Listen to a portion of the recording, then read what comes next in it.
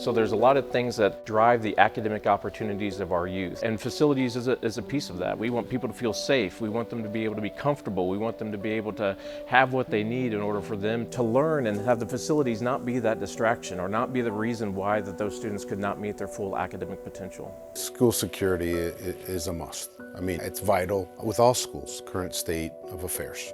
Most schools will have some kind of security measure going in. Our district and schools are pretty much wide open. My buildings are probably 60 years old or more. The dust covers aren't on the doors. There's problems with the roof leaking in areas. It's almost impossible to keep mice and rats out of the building, causing cleanliness problems. And then the state hasn't stepped in to help us at all either with funding to repair it and keep it up to date whatsoever. Well, we've been struggling for a long time in Arizona to try to get full disclosure of contributions made to produce political media. We were the, let's just say, the paradise for dark money, for people who wanted to influence the vote but do it without anybody knowing that they were involved. And our legislature has been overly compliant, and so a number of us have been working for quite a while to get on the ballot. Finally did, passed Proposition 211, which was a big move forward. 72% of Arizona voters went in favor. And of course, the dark money issues, people immediately brought their financial forces to bear legally to try to stop the implementation of the statute and then to try to have it declared unconstitutional. We're in 3 different courts right now, and the center is local counsel in every one of those cases and has played a very important role in making sure that we get the very best legal representation. And so far, we're coming out ahead.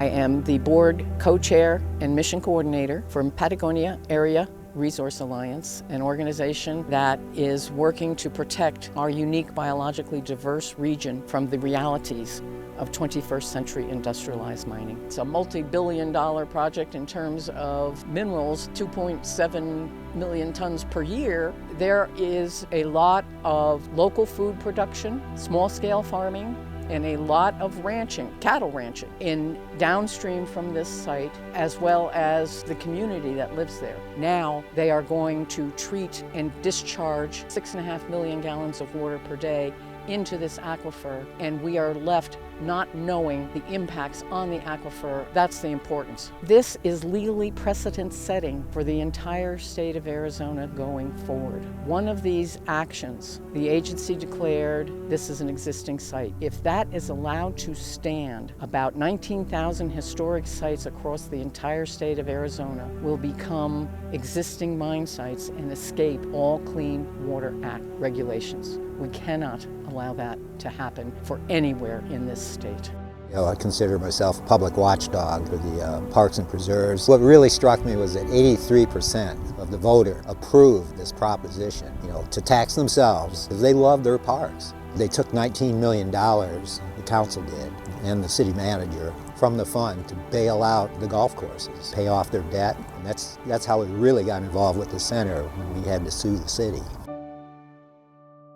My son is pretty high medical needs, so on a day-to-day basis he sleeps in a safe sleep bed, and I have a seizure monitor that's on him if I'm not in the room with him. But we go through a whole series of his physical cares, then we administer his water and his food through his feeding tube. That usually takes between an hour to 2 hours, and then we typically get him ready for school. When I've jumped in as an advocate, been involved in the caregiver community, we've found discrepancies or red tape or roadblocks in place from state services. One that I've worked really intensely on the last few years is parents as paid caregivers for minors. In 2020, parents of minors could be paid to facilitate their children's services as an emergency service due to COVID. And a few months into that program, myself and many other community members were looking around and saying, hey, this program solves a lot of the issues we were seeing. I became involved with the center a couple years ago as part of this advocacy. We said, hey, how can we get this program that's supposed to be temporary, how can we get it in a permanent basis in our state? The Center for Law and the Public Interest is totally unique. I think the fact that the center has been able to take on some of the the really tough cases that involve extended litigation and would be otherwise incredibly expensive to maintain has been absolutely fundamental. I think it's, you don't take on air quality issues or major education issues or election reform issues if you're a short-termer. You need staying power. It's all funded, from the public and law firms all kick in, which is a tribute to their longevity. There's such a litany of things that have made our state better that have been moved forward because of lawyers from the Center for Law.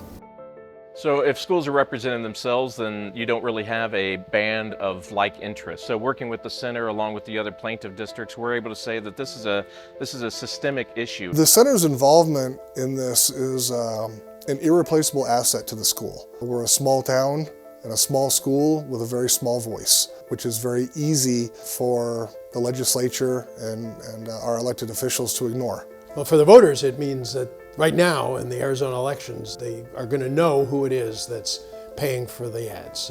Never was that true before. The money that's coming in to the Parks and Preserve Initiative, it will sustain this park system, knowing that they've got people like the Center for Law watching this. Fortunately, it is the center stepping in now to help us with these state lawsuits that will allow us to continue to hold the state agencies to the highest level of accountability for the laws they are supposed to be enforcing. And we prevailed in court, and they had to pay the attorney fees, which our attorney says, that really grates them. But they know that we'll do it again if we have to. Our reality here is we are engaged in the classic David versus Goliath situation. We need to support the center because we need champions for all the little people and all the people that don't have a voice. The center's a real powerhouse for families to be able to utilize when they are needing that extra support and advocacy. To us, that's the biggest thing, is having an advocate there who is willing to say, we're not in it for the money, we're in it for the cause. The funds donated to the center are going to the right place. If you see the results of how efficiently they use the money they get, cost-benefit ratio, there's not a better buy in the county or the state, period. The center is at the front of many of these leading edge legal issues. Their work is very important, much needed, and I encourage all financial support because they are doing good work, they are doing important work for today and for all the future generations that will live here.